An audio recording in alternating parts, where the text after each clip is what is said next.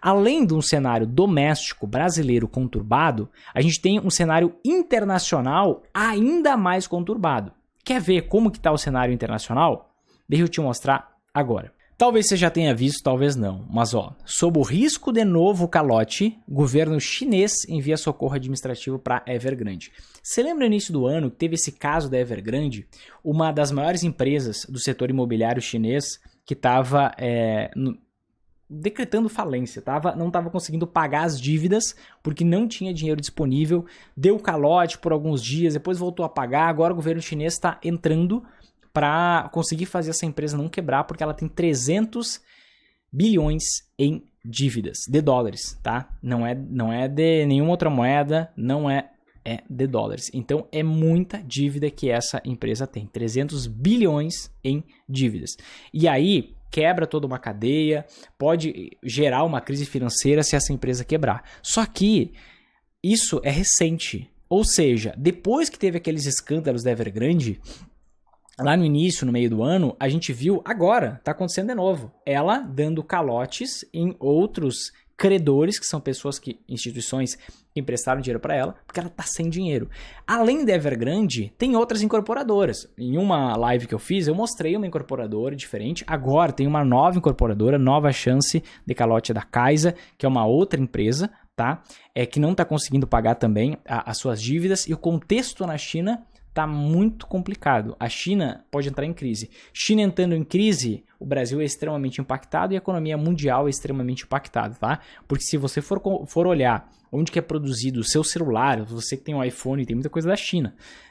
Gente, matéria-prima é muita coisa da China e nos seus arredores e o que está no seu comando, no seu poder. Então a China entrando em crise é um grande problema, tá? Internacional. Estados Unidos, como que vai os Estados Unidos? Tem tanta gente que é papagaio das outras pessoas que é incrível.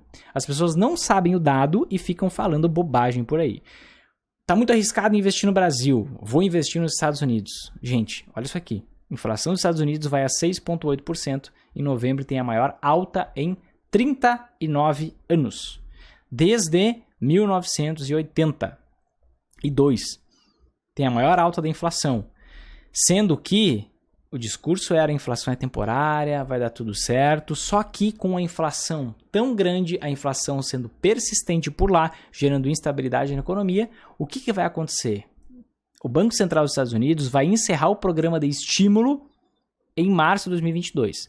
Vinícius, o que é o programa de estímulo? Deixa eu te falar aqui. Você tem que entender isso daqui. Esse vídeo é de explodir a cabeça, gente. Olha só. Se a gente for olhar aqui, o que você está vendo nesse gráfico? Você está vendo dados oficiais dos Estados Unidos, da economia americana, tá? E você está vendo que desde o início de 2020, foram injetados na economia americana quase 5 trilhões de dólares. Dinheiro artificial que entrou na economia para fazer com que a economia não entrasse em crise.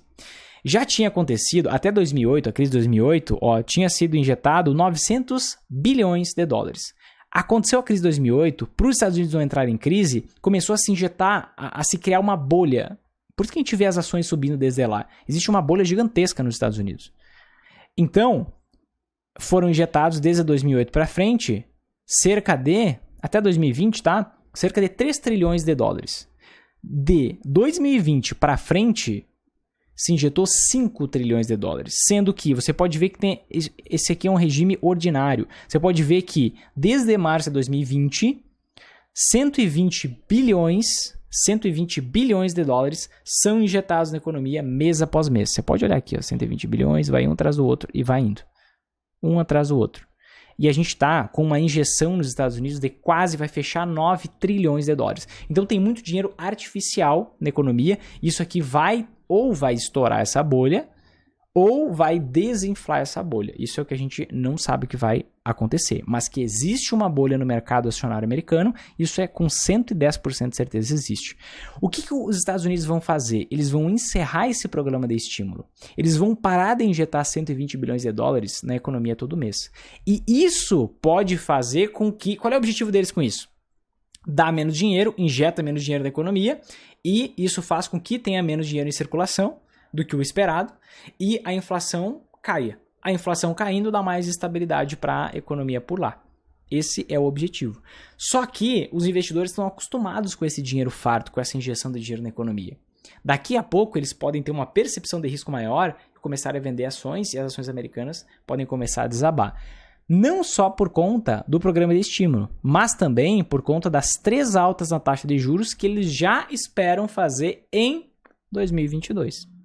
Quando eleva a taxa de juros nos Estados Unidos, é diferente de quando eleva a taxa de juros aqui no Brasil.